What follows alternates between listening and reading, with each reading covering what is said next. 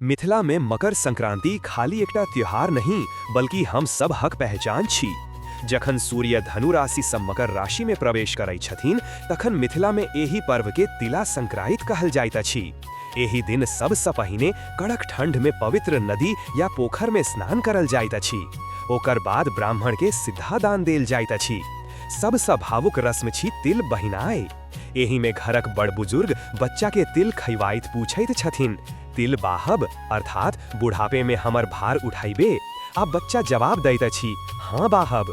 सुबह कुंवारी बेटी सब नीक वर के कामना सँ तुषारी पूजा करैत अछि।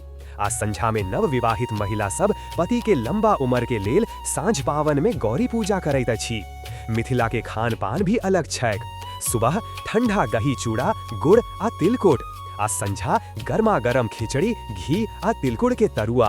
अपन जड़ से जुड़ल रहबाक लेल सब्सक्राइब करू